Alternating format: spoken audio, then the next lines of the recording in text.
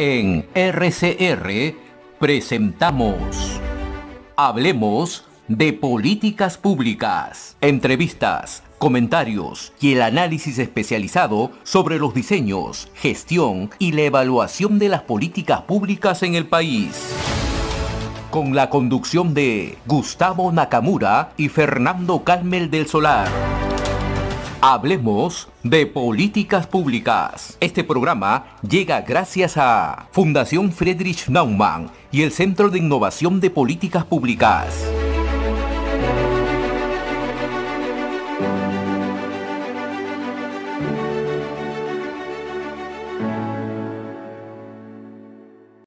¿Cómo están? Muy buenos días, amigos. Como todos los sábados regresamos con su programa Hablemos de Políticas Públicas. Yo soy Fernando Calmel del Solar. En esta ocasión Gustavo Nakamura no nos va a poder acompañar en la co-conducción, pero acá estamos como todos los sábados y queremos agradecer a todas las radios que se transmiten en vivo y simultáneo a esta hora en Cajamarca, Radio Frecuencia, Radio Onda Popular de Cajamarca, en sus distintas filiales de Chota, Cutervo, Bambamarca, Huagayoc, Santa Cruz, San Miguel y Chubur. También en Huánuco con Radio Huánuco, Huancavelica con Telecaena Canal 4, en Lima con Radio Estelar y Radio Municipal, en Puno a través de Visión TV Canal 7 y Radio Visión 95.5, en San Martín con Radio Huánuco Digital y Canal 1 más de televisión, en Moyobamba. A todos ustedes, muy buenos días, es un gusto poder encontrarnos nuevamente. Y, como siempre, presentar de manera inicial a Jörg Danner, director de la Fundación de Friedrich Naumann de Países Andinos, quienes hacen posible que podamos llegar a ustedes todos los sábados. Jörg, ¿cómo estás? Muy buenos días. Muy buenos días a vos y estoy bien. Qué bien, qué gusto, Jörg. ¿Cómo has visto la evolución de las cosas, de la situación acá en el Perú esta última semana? Hubo un poquito confusión el último fin de semana con los anuncios del gobierno con respecto de los reglamentos de ingresar a Perú. Fue un poquito confundido también con las aerolíneas, pero por suerte cambiaron todo y ahora está muy claro que necesitamos un test PCR y creo es la situación y es la decisión correcta. Exacto, porque efectivamente, como dice Jörg, la medida que dictó el gobierno de manera inicial el fin de semana pasado, lo que iba a hacer era volver casi imposible que los turistas puedan llegar al Perú, lo que afecta directamente a muchísimas de las regiones que en este caso nos escuchan. ¿Y cómo ves, Jörg, la situación alrededor de la gira que ha tenido el presidente a nivel internacional? Tú siendo extranjero, siendo alemán, ¿qué has escuchado? ¿Cómo se ha visto en otros países?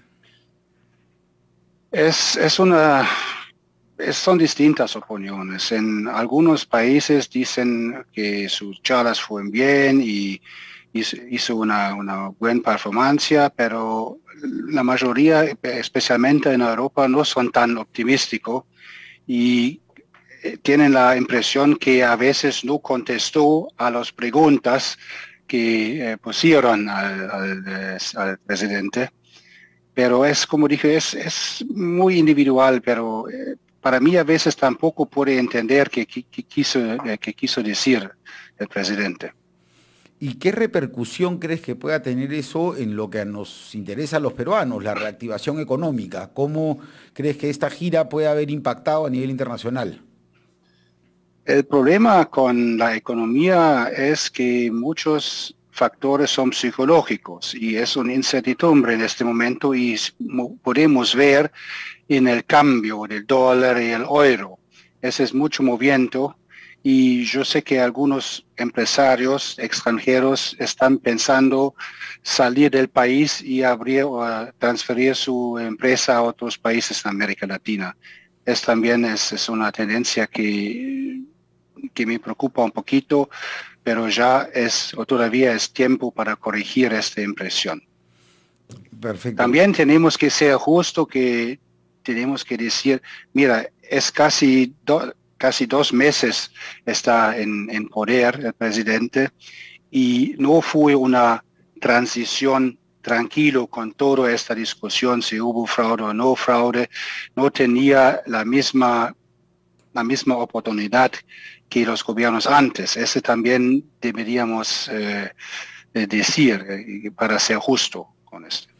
Claro, efectivamente, la transición del gobierno del presidente Sagasti a el presidente Castillo fue un poco rápida, pero ahí debería entrar a tallar la preparación, ¿no? Que desgraciadamente a veces pareciera que falta dentro del gabinete e inclusive del mismo presidente. Lo que me preocupa más es que parece en el gabinete hay mucha discusión y opiniones distintas y se contradicen, y este no está bien por la impresión de un gobierno en el Perú por los peruanos, pero también por los extranjeros. Ok, perfecto, York. Sí, efectivamente. Muchísimas gracias, York, por haber estado con nosotros, por el apoyo que nos dan siempre para poder llegar a todas las regiones del Perú, y nos encontraremos el próximo fin de semana.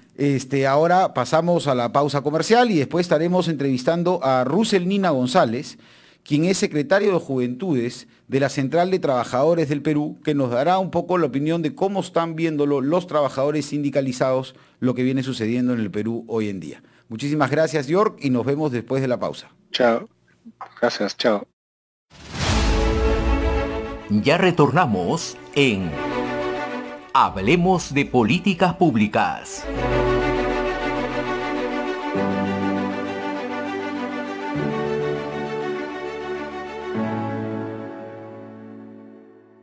RCR, la red que comunica y une al Perú.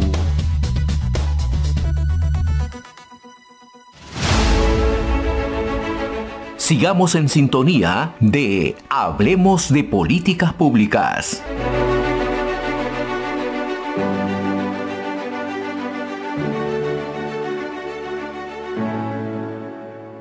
Bueno, amigos, estamos de vuelta acá en su programa Hablemos de Políticas Públicas. Como anunciamos antes de la pausa, estamos con Russell Nina González, secretario de Juventudes de la Central de Trabajadores del Perú, CTP. Russell, ¿cómo estás? Muy buenos días. Buenos días, apreciado Fernando. Saludos de la Confederación de Trabajadores del Perú y gracias por la oportunidad y permitirnos las señales de RC Radio para dar un mensaje al país en estos momentos de inestabilidad política y una inminente crisis que está generando este gobierno. Un saludo a todos tus radio oyentes. Perfecto, Russell. No, seguro van a estar encantados de escucharte. Russell, cuéntanos un poco más para que las personas que te están escuchando ahora en Cajamarca, en Puno, en Huancavelica, en Huánuco, en San Martín, entiendan cuál es tu rol, qué haces, cuál es la importancia de un sindicato laboral y cómo piensa un sindicato de trabajadores. Qué bueno que tu señal llegue a todo el país y quisiera darle un saludo en Aymara a los hermanos de Puno, porque nosotros también somos de los pueblos originarios, no solamente el presidente Castillo. Kilatanaka, Kuloganaka, Puno Marcata, Hacharuntain, Manacaro, Japemos más. Hachapadrias defiende señor Kilatanaka, Kuloganaka. Como secretario nacional de Juventudes de la Confederación de Trabajadores del Perú, en el movimiento sindical nosotros justamente nos caracterizamos por defender los derechos laborales. Y en estos últimos tiempos el movimiento sindical junto a la globalización también ha tenido cambios, ¿no? Tenemos una cuarta revolución industrial que se viene encima con la automatización de diferentes procesos, tanto en la parte industrial y en la parte de repente tecnológica, ¿no? Pero quiero delimitarme en el contexto actual y enfocarme en el país. Primeramente queremos desmentirle al señor Pedro Castillo, que se ufana de ser dirigente sindical. Él no es dirigente sindical. En la huelga de 2017, si bien es cierto, era dividido al movimiento sindical, al CIMA, al SUTEP, a las bases regionales, o una cierta facción del CONARE, ¿no? Y eso, poco a poco se está sabiendo la verdad. El señor Castillo, su organización nunca ha tenido un registro sindical y por lo tanto no ha podido gozar de una libertad sindical.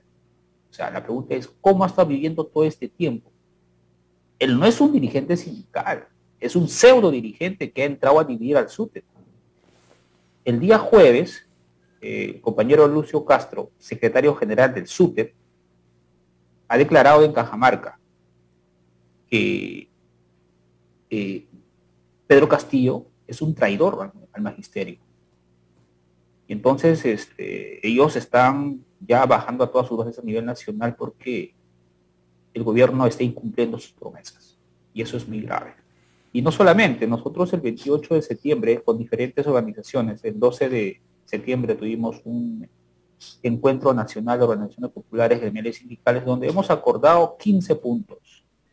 15 puntos que uno de los principales, por ejemplo, es la estabilidad económica para garantizar la canasta básica familiar, priorizar la salud para reactivar la economía, respeto al fomento de la inversión privada para garantizar empleos dignos y con todos los derechos. También estamos pidiendo fortalecer los comedores populares, cumplimiento para las personas con discapacidad de la ley 29973, el cumplimiento de las actas de acuerdos firmados el año 2017 entregada al gobierno central y el magisterio nacional, ¿no? Y el aumento para los pensiones. Es una agenda que realmente el pueblo está exigiendo. No es una agenda donde se ha elaborado sin consenso, es una asamblea donde han participado diferentes organizaciones, hasta el sector salud. Y cuéntame, Russell, porque este pliego de reclamos que se presenta para, me dices, convocando la marcha para este martes 28 de septiembre, una movilización a nivel nacional de bases sindicales. Me gustaría que las personas que nos escuchan, estas bases sindicales son organizaciones, porque muchas veces el gobierno o te tildan, ¿no? Directamente, eres comunista, o te dicen, o eres fujimontesinista. Las bases sindicales, las bases gremiales, ¿pertenecen a algún partido o cómo, de dónde nace este reclamo? Cuéntanos un poco para que la gente entienda, y seguro muchos de los que nos están escuchando se han sentido identificados con este pliego de reclamos que tú has pronunciado hace un ratito. Claro, mira, el 28 tenemos una movilización en Lima y en algunas regiones del país, como es Piura, como es La Libertad, Chimbote, nos están confirmando la región Tacna, Arequipa, ¿no? Y la región centro. Es que el movimiento sindical, si bien es cierto, por ejemplo, la central es una central pluralista. Nosotros, dentro de nuestra central hay gente de diferentes corrientes políticas, está gente de izquierda, de centro, hay militantes de Acción Popular, hay militantes del Partido Aprista, y hay militantes del Partido Comunista como los que sabemos dialogar, ¿no? Entonces, aquí no van a venir, el gobierno no va a venir a tratar de politizar nuestra lucha, porque ellos están acostumbrados a eso. Si no piensas igual que ellos, eres fujimorista o no, así no es, señor Castillo, señor Guido Bellido. Usted, señor Pedro Castillo, con mucho respeto a los dirigentes sindicales, usted es una vergüenza, porque un dirigente sindical sabe que es una negociación colectiva, y usted, señor, nunca ganó una negociación colectiva. Eso que quede bien claro, ¿no? Entonces un dirigente sindical nunca se corre a los debates. Nosotros tenemos junto a nosotros una agenda popular, un pliego de reclamos que siempre lo llevamos, ¿no? Entonces acá en esta movilización no hay ningún partido político, por cierto. Son organizaciones, sindicatos, entes de defensa, organizaciones populares como las vías comunes, ¿no? Vaso de leche, está el sector de construcción civil que está bastante afectado porque se han paralizado obras de construcción. Y entonces eso está pasando la factura, la incapacidad del gobierno ya se está evidenciando, y eso es muy peligroso. ¿Y cuál crees tú que es el principal reclamo, el que es común a los gremios, a los sindicatos? O sea, definitivamente la parálisis económica está frenando la inversión, por lo menos la inacción del gobierno, pero ¿cuál crees tú que es el reclamo principal de todos los sectores de la población? ¿Qué es lo que más los está afectando ahora? Lo que nos está afectando es la incapacidad de gobierno, ¿no? Y la incapacidad de gestión. Un presidente que se va a las Naciones Unidas dice un mensaje y dice otra cosa. Lo que queremos nosotros es invertir. Si bien es cierto, nosotros decimos bienvenidos a la inversión, pero una inversión responsable, ¿no? Lo que nosotros estamos exigiendo es que el gobierno dé gestos de gobernabilidad, y no lo está haciendo. Más se ha dedicado en defender Abimael Guzmán con un silencio absoluto por parte del Ejecutivo y por la bancada de Perú Libre, se están dedicando a repartir 350 soles de bono. ¿Quién vive con 350 soles? O sea, ese es un asistencialismo puro y duro. El peruano de a pie, y mis hermanos de Puno, de Cajamarca, de Arequipa, de Tacna, mis compañeros, ellos están acostumbrados a trabajar. El peruano se gana su día a día. No está esperando que el Estado le dé todo. Acá lo que tiene que es reactivar la economía, abrir las puertas del Perú, atraer inversiones en infraestructura, porque se deberían construir ahorita hospitales, se deberían construir carreteras, no tienen proyectos de envergadura para que la economía del país avance. Porque si yo construyo una carretera, obviamente que voy a, de repente, necesitar recurso humano, obreros, y ese obrero, por lo tanto, va a generar la economía interna. Entonces, lo que le pedimos al gobierno es que se ponga a gobernar, y si no, el pueblo lo está viendo. O sea, los peruanos estamos viendo, nosotros, los dirigentes sindicales, populares, o el peruano de a pie, está viendo al gobierno, y cada día el gobierno con su comportamiento se está desacreditando. Perfecto. Entonces, que esto ya no tenga sostenibilidad este gobierno. Claro, y entonces... Gobierno, señor Castillo, gobierno. Es lo que sucede, o sea, tú has dicho algo muy importante. Se necesita inversión pública, inversión privada, pero muchas personas tienen en la cabeza el hecho de que los sindicatos laborales odian a la empresa privada. O sea, ¿cómo es esto? O sea, yo creo que desde mi punto de vista es un mito, pero ¿cómo lo ven ustedes, las bases sindicales? O sea, ¿se puede o no se puede? ¿Cuáles son los puntos que hay que trabajar en conjunto? Mira, de repente le han dado un mal concepto a los sindicalistas. Le han dicho que somos muy contestatarios, muy violentos, y así siempre lo ha manejado alguna parte del sector empresarial. Y eso es evidente. Como también hay empresas con las que hemos trabajado que sí son responsables y saben entender. El sindicalista no quiere decir que es golpista, comunista, terrorista, porque no, a mí me han interrumpido muchas veces. O sea, en el paro agrario me han dicho de todo, pero oiga, es así la lucha de nosotros. Los empresarios también han tenido que entender que una ley como el agro tenía un cierto tiempo de vigencia, que si ellos cumplían bien, pagaban a los trabajadores, controlaban bien a las services, cumplían con todas las condiciones de trabajo, eso no iba a pasar, pero todo hubo exceso, ¿no? El movimiento sindical en la historia siempre ha sido confrontacional a todos los gobiernos, y nosotros le hacemos un llamado al país y a los empresarios que no tengan miedo al movimiento sindical, y muchos de ellos me conocen, hemos negociado colectivamente, hemos ido al Ministerio de Trabajo de algunos lados. Nosotros estamos llanos al diálogo.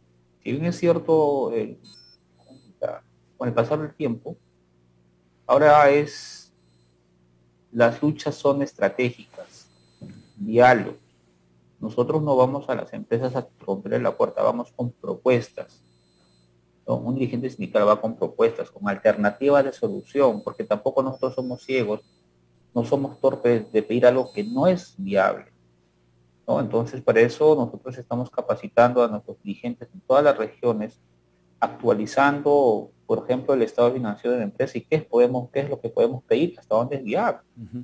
Porque a veces los empresarios también nos miran de arriba hacia abajo, y tampoco es así. O sea, muchos dirigentes jóvenes se están capacitando, estudian en las universidades, y en los debates y en los diálogos nos medimos de tú a tú. O sea, hay que romper ese estereotipo o esa leyenda de que los sindicalistas somos los peores. No es así.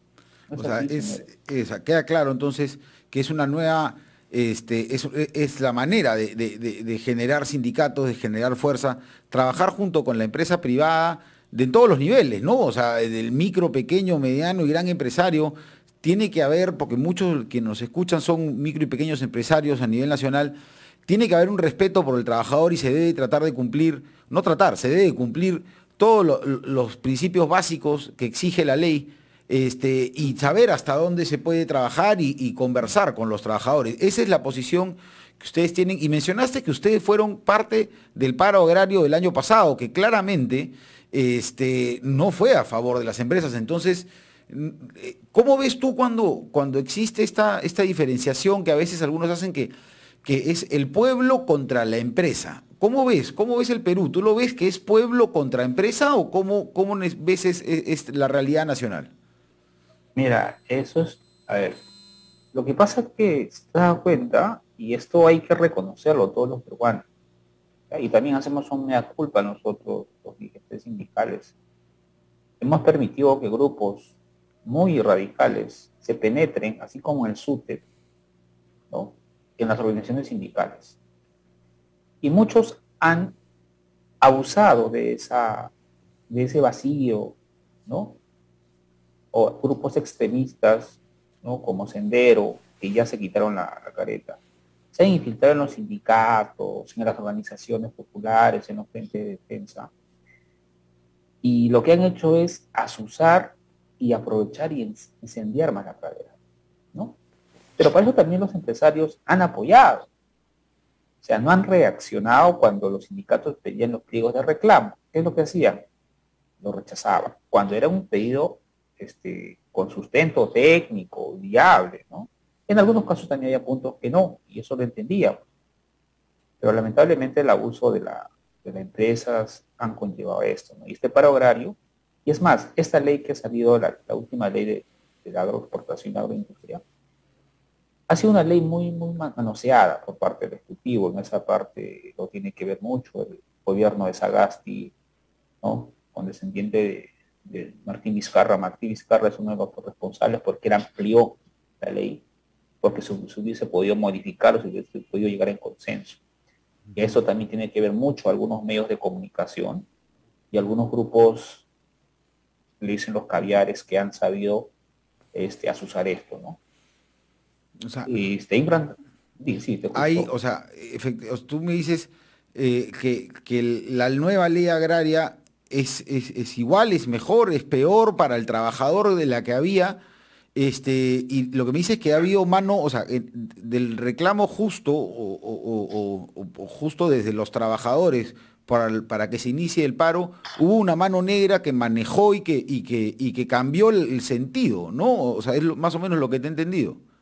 Sí, sí, por eso justamente hay un descontento de la parte del sector agrario y se está elaborando un nuevo proyecto de ley, ¿no? Mañana domingo estamos en Ica con dirigentes sindicales como Fabián Díaz, Julio Carabajal, diferentes dirigentes de diferentes sectores, ¿no? Estamos elaborando una propuesta legislativa que el día 28, el día de la movilización, llegaremos al Congreso para entregar a los congresistas. Como el Congreso y el gobierno dice que el pueblo debe dar su propuesta, vamos a llevar la propuesta, una propuesta objetiva, que equitativa, ¿no?, entre empresarios y trabajadores. Y creo que los empresarios lo van a entender porque no se está pidiendo nada fuera de lo común. Se está pidiendo respetar los derechos laborales, ¿no?, la jornada laboral, las horas extras, condiciones de trabajo, ¿no? Entonces, estamos en eso, Fernando. Estamos en eso, Mm. Fernando, y seguimos trabajando en defensa de nuestras libertades, de nuestro derecho, más que nada por los peruanos más humildes. Ellos son los que están sufriendo las consecuencias del resultado del 6 de junio. Por supuesto, Russell. Y para terminar, yo sé que tú has estado recorriendo el país, has estado visitando las distintas regiones, es parte de tu labor como dirigente sindical. ¿Qué, qué has estado viendo en estas distintas regiones y qué consejo le puedes dar a los trabajadores que estén sindicalizados o no, que nos están escuchando en este momento, que de repente trabajan en una micro, pequeña, mediana, gran empresa, o de repente para el Estado, en alguna de sus tantas instituciones? eh, ¿Cómo has Mira, estado viendo esto en provincia y qué les podrías decir a ellos? estuvimos recorriendo el norte de Lambayeque, La Libertad, Ancash, Ica, y estuvimos en Tacna. He visto mucha indignación y lamento. Indignación de los que no están de acuerdo con los resultados de la actual gestión del actual gobierno. No, lamento porque muchos de mis compañeros, y al cual respeto, han optado por el actual gobierno y hoy se sienten decepcionados. Y lo ha dicho el día jueves, hace como 2 días, el secretario general del SUTEP, que se sienten traicionados. El sector salud, dice lo mismo. El sector construcción, han paralizado obras grandes, donde miles de trabajadores están sin empleo. Y muchos de ellos tienen sus bodegas, tienen su puesto de abarrotes en el mercado. Con la alza de precios, todo esto ha afectado. Cada vez más se agudiza la crisis en las familias más pequeñas y más humildes del país. Y yo les digo a todos los conciudadanos, a todos los peruanos los que nos están escuchando, hay que hacer mea culpa, hay que reflexionar. Si hay momentos, si vemos algo que no está bien, hay que decirlo.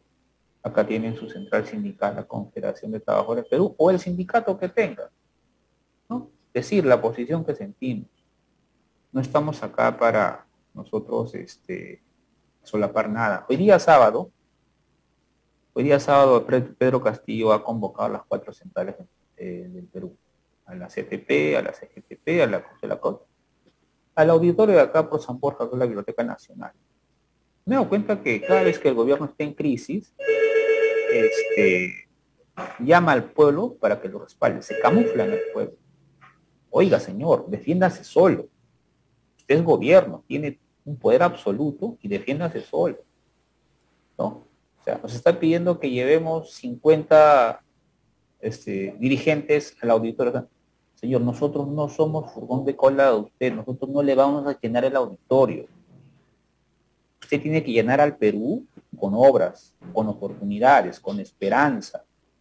Llene eso al pueblo. Nosotros no tenemos que llenarles auditorios, señor Pedro Castillo. Así no se puede gobernar. Nosotros no vamos a salir cada vez que usted no somos sus títeres. Nosotros no vamos a tapar su incapacidad. Lo digo con mucho respeto, ¿no? Hay dirigentes que deben reflexionar y que nosotros no estamos para ser sus tontos útiles del gobierno. Nosotros tenemos una agenda popular y que la vamos a defender y la vamos a mantener. O sea, las cosas tienen que ser claras por la gobernabilidad del país. Y esperemos que el presidente reflexione junto al Ejecutivo. Esperemos que se cambie al ministro de Trabajo, porque primero que ha hecho es él ir y retirar al FENATE Perú, que es una afrenta para el movimiento sindical y para el SUTE. Así no, paralelismo ni divisionismo no, señor Pedro Castillo. No divida al Perú más de lo que está dividido. Una al Perú, si en caso puede. Y si no puede, de un paso al costado. O sea, hay que también ser hidalgo para ganar y perder. O sea, por eso los peruanos estamos acostumbrados a luchar y así nos hemos caracterizado. Perfecto, perfecto, Russell. Mira, creo que ha quedado muy claro. Efectivamente, como dices tú, según lo que te entiendo, el presidente que decía ser un líder sindical, está buscando a sindicatos que le llenen, que le hagan la comparsa, como hacían los presidentes que él tanto se quejó en la campaña, ¿no? O sea, buscando un falso respaldo en el pueblo, cuando al parecer no lo puede llegar y como dices muy claramente, la única manera de que un presidente tenga respaldo en la población es haciendo obra, es haciendo gestión, es ayudando a que la economía familiar se recupere. Muchísimas gracias, Russell, por tu tiempo. No sé si quieres cerrar con algo corto, algo muy breve, porque el tiempo nos gana. Claro, sí, sé que el tiempo es muy corto de los medios, pero bueno, quiero mandar un saludo a todos mis compañeros y amigos, y hermanos y compatriotas de todo el país, y estar atentos en lo que pasa en el país, y bueno, exigir al gobierno que trabaje. Hay que trabajar para sacar el Perú adelante, y estamos acostumbrados los peruanos a trabajar, a levantarnos temprano, a acostarnos tarde, y llevar un pan digno a nuestra mesa. Perfecto. Muchas gracias y que tenga buen día, Fernando. Muchas gracias por la oportunidad y por permitir tus ondas. No, perfecto, muchas gracias a ti. Ha sido Russell Nina González, secretario de Juventudes de la Central de Trabajadores del Perú, CTP, que ha estado con nosotros. Nos vamos brevemente a una tanda comercial y volvemos en el tercer bloque, con Úrsula Letona. Ella es politóloga, ha sido excongresista y estaremos conversando para que nos dé su opinión de cómo ve las cosas desde el otro lado, desde el lado del sector político empresarial. Nos vemos en unos minutos. Ya retornamos en Hablemos de Políticas Públicas.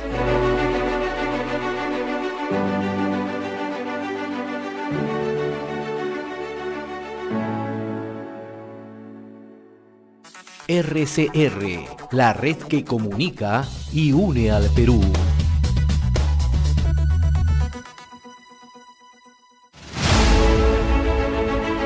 Sigamos en sintonía de Hablemos de Políticas Públicas.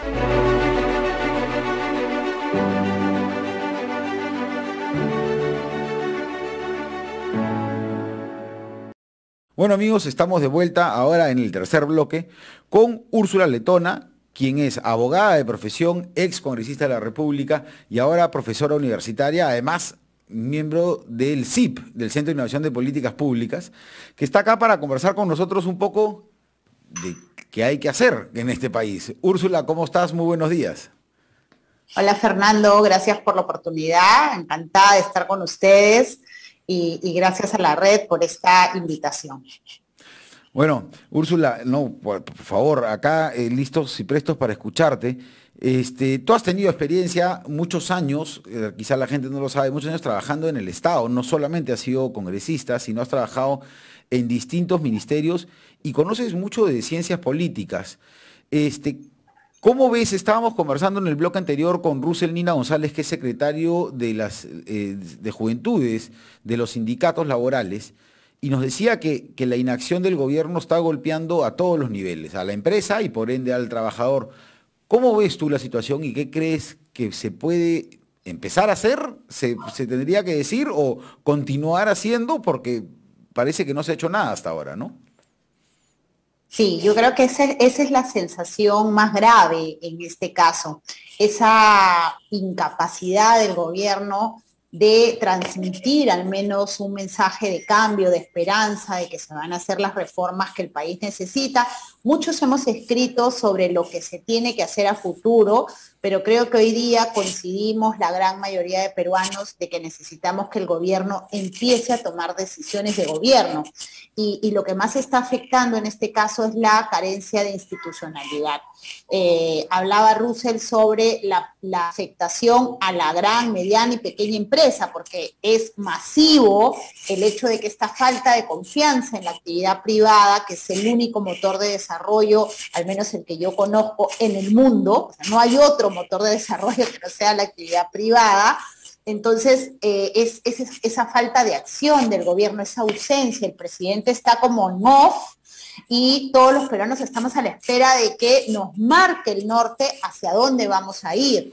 Y lo único que hemos tenido todos estos meses de gobierno han sido escándalos por la falta de capacidades de los ministros, las vinculaciones de muchos de los ministros con agrupaciones terroristas que le han hecho muchísimo daño a nuestro país y creo que ahí radica el temor, y la baja que se ha producido en las calidades y cualidades que deben reunir los funcionarios públicos. El caso de Indecopi de verdad es catastrófico, pero es una muestra en un ramillete de designaciones que vienen siendo cuestionadas desde la academia, desde el sector privado, desde los propios actores públicos, el periodismo, y todos los peruanos creemos merecer una respuesta que hasta el día de hoy no hemos escuchado por parte del presidente de la República. Tú me preguntabas, Fernando, ¿qué se tiene que hacer? El primer tema es la reactivación económica. ¿Cómo hacemos para encender los motores de nuestra economía?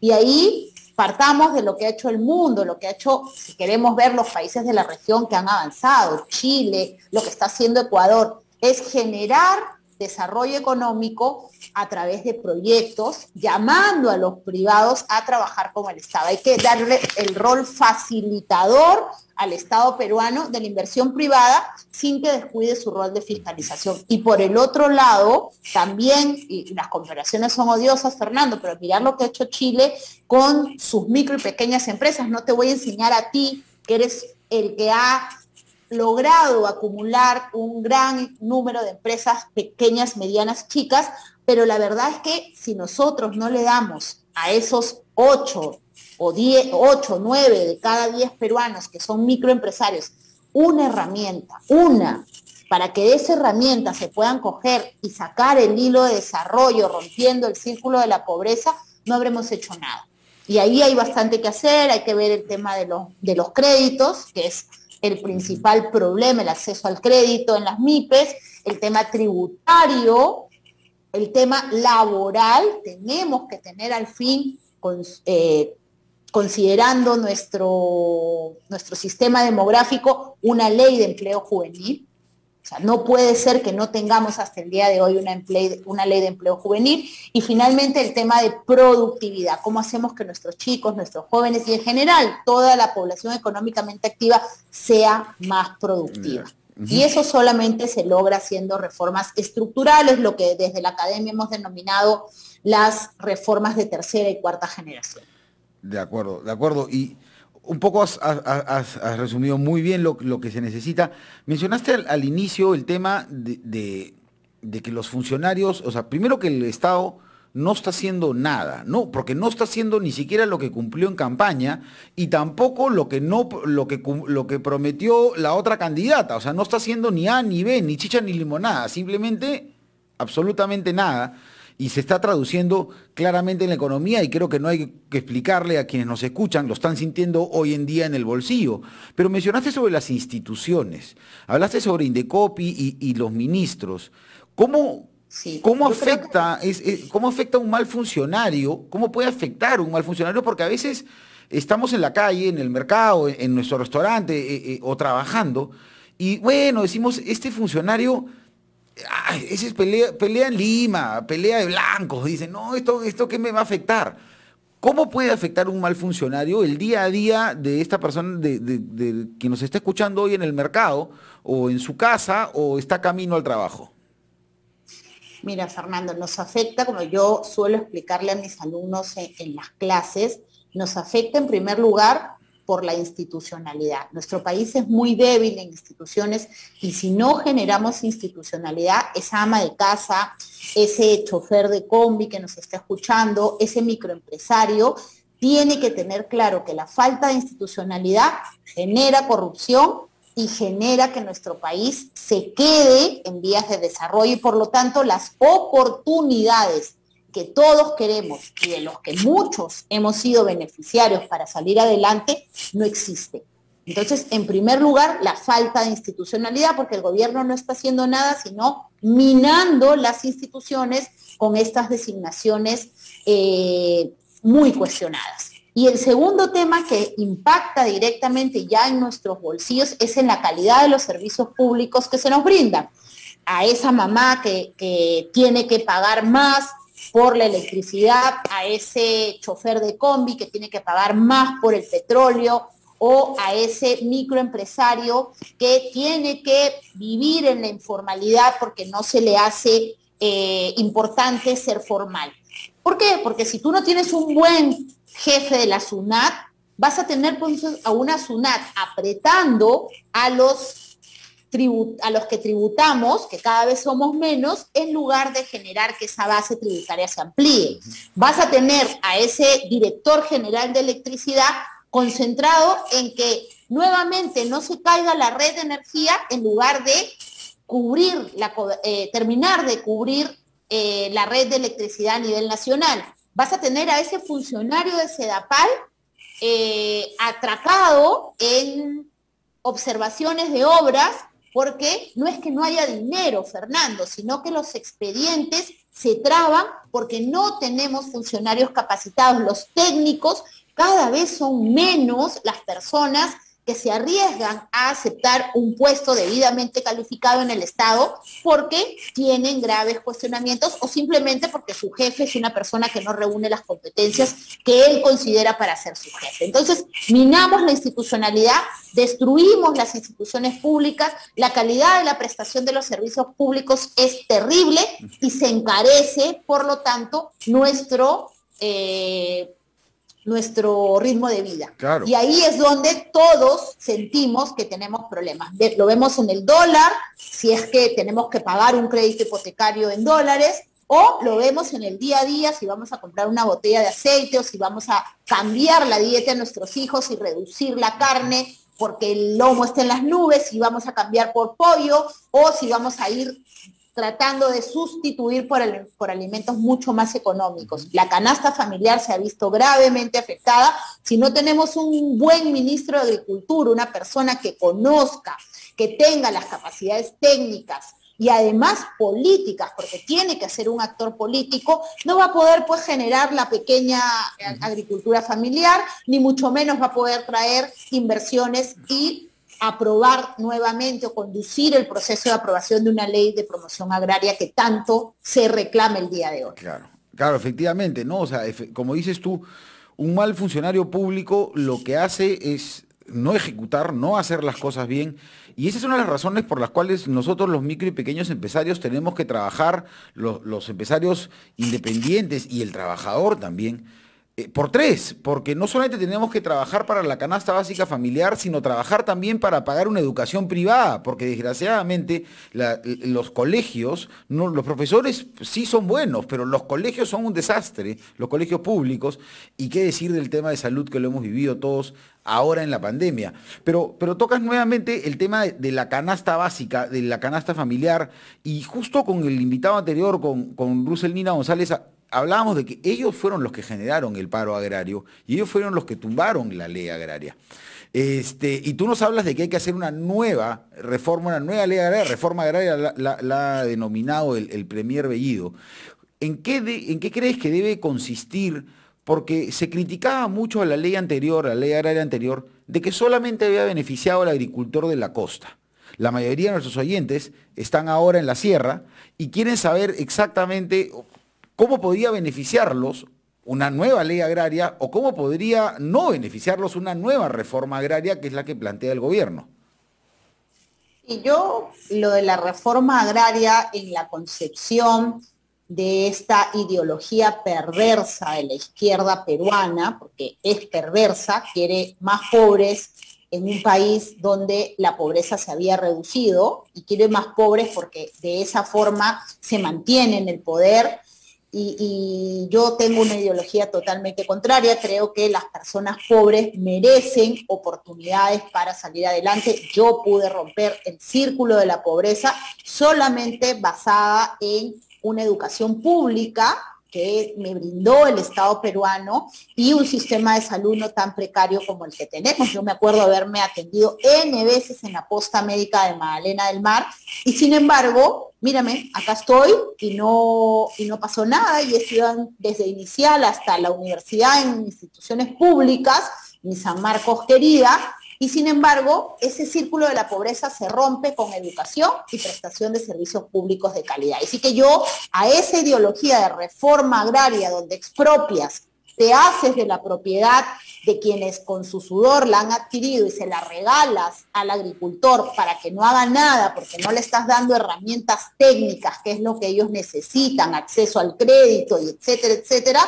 va a fracasar nuevamente. Creo que hay que aprobar un nuevo régimen de promoción agraria, sí. Nuestro país tiene condiciones espectaculares, no solamente en la costa, tú lo has dicho, en la sierra e incluso en la selva, para desarrollar proyectos agrícolas y forestales, porque estos dos temas tienen una vinculación directa. Vemos el caso de Costa Rica, vemos el caso de Colombia, donde simplemente los empresarios han fugado con sus capitales a desarrollar proyectos agrícolas. ¿Qué tiene que hacer la ley agraria peruana? ¿Qué tiene que hacer este nuevo régimen?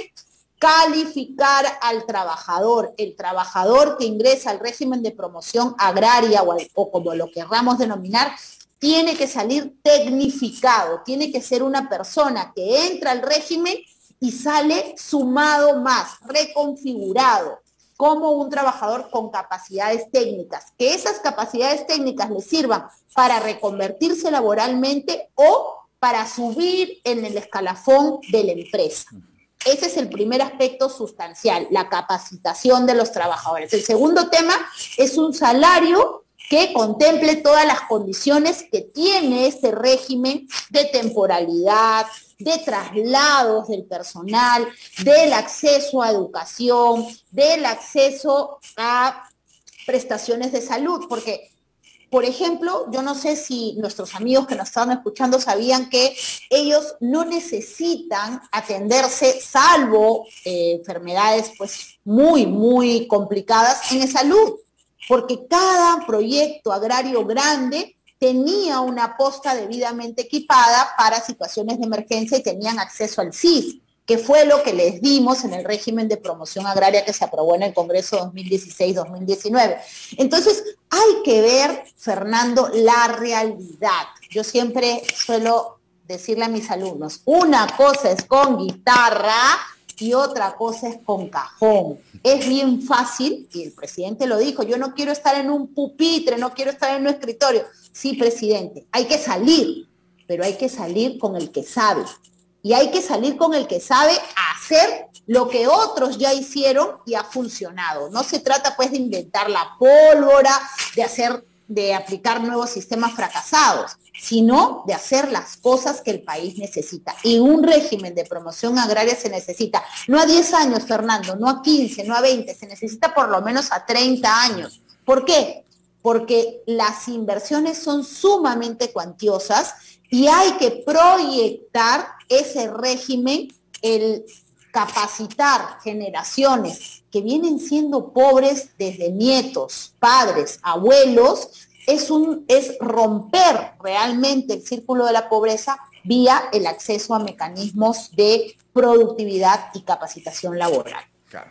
Y además, ya desde lo que se ha venido recogiendo del micro y pequeño empresario, con los que hemos venido trabajando muchos años, del sector agrícola también, el gran problema de la sierra, y no solamente para que este régimen agrario haya fallado, sino para que la baja productividad de casi todos los sectores, no se trata de una ley, no se trata de una política, sino se trata de falta de infraestructura vial, falta de poder llegar desde donde uno esté trabajando a la ciudad más cercana, al pueblo más cercano, y de ahí a la costa, pero a la costa no por un tema de centralismo, sino a la costa para poder salir por mar a exportar los productos. Entonces, no se trata del papel, sino de la falta de hacerle caso al papel, ¿no? Como, o sea, se habla ahora también, y te voy a llevar hacia el tema que están promocionando mucho desde el gobierno, pero no es gobierno, pero sí es gobierno, pero al final son los funcionarios públicos que con nuestra plata están saliendo a hacer campaña que dicen una nueva constitución. ¿Es necesaria una nueva constitución? ¿Qué se debe hacer? Porque en el Perú tenemos muchísimas leyes, muchísimos papeles, y el problema es que nadie les hace caso. Entonces, ¿sirve un papel nuevo o qué hacemos? Dos temas, Fernando. Volviendo al tema de la infraestructura. Pensemos, y ahí a nuestros amigos de la selva central, pensemos en el cacao. ¿Por qué no todas las actividades asociadas al cacao, todo lo que implique tributariamente el cacao, se pone en un fideicomiso para desarrollo de infraestructura, carreteras, caminos de conexión interna, y ese fideicomiso financia las obras? Eso se hizo en Colombia, se ha hecho en Chile, y sin embargo en el país las obras de infraestructura están completamente abandonadas, o por incapacidad del gobierno central o porque lamentablemente no hemos transferido capacidades a las regiones, y las obras también se atracan en determinados gobiernos regionales y locales. Entonces, encarguemos ahí el rol subsidiario de que tiene que tener el Estado peruano respecto a la actividad privada. ¿Quién sabe construir carreteras? Los privados. ¿Ha habido corrupción? Sí, pero saben hacerlo, pon los candados necesarios, pero corre la pista. Y del otro lado, respecto a la Asamblea Constituyente, yo creo que es un engaño, muchachos, más. No necesitamos reformar la Constitución, lo que en realidad quiere el partido de gobierno es derogar el capítulo económico, y vuelvo al inicio de esta entrevista, más pobres. Su lema debe ser más pobres en un país de pobres, porque la izquierda o las ideas extremistas en general buscan eso, perpetuarse en el poder, cambiar las constituciones y aumentar la población pobre, que de forma tal que ellos se puedan legitimar sometiendo a esta población menos educada, con lo cual vemos pues Venezuela, América Central, con estos regímenes dictatoriales, comunistas, que lo único que han hecho es incrementar la pobreza y condenar a las personas al subdesarrollo. No creo en una nueva constitución. Perfecto, y aumentar la corrupción. Mira, Úrsula, muchísimas gracias. Desgraciadamente el tiempo, tú sabes que es tirano acá en la radio, pero ha sido un gusto poder conversar contigo y ojalá podamos estar juntos de nuevo y ya cuando Gustavo Nakamura pueda estar acá de vuelta co-conduciendo el programa, pues se ha tomado unas vacaciones el día de hoy, para poder seguir conversando de este tema y sobre todo de tu experiencia en el gobierno para que llevarle a las personas que nos escuchan la importancia de elegir bien y de saber quiénes son nuestros funcionarios en todos los niveles, porque sí repercuten directamente en nuestra vida diaria. Muchísimas gracias, Úrsula, por estar con nosotros. Gracias, Fernando. Y estamos en contacto para una siguiente entrevista. Ahora, amigos, nos vamos a una pausa comercial y volvemos ya con el cierre del programa para unas reflexiones finales en unos cuantos minutos. Ya retornamos en Hablemos de Políticas Públicas.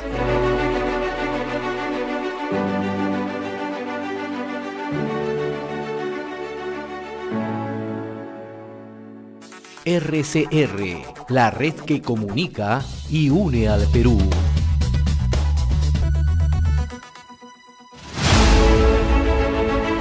Sigamos en sintonía de Hablemos de Políticas Públicas.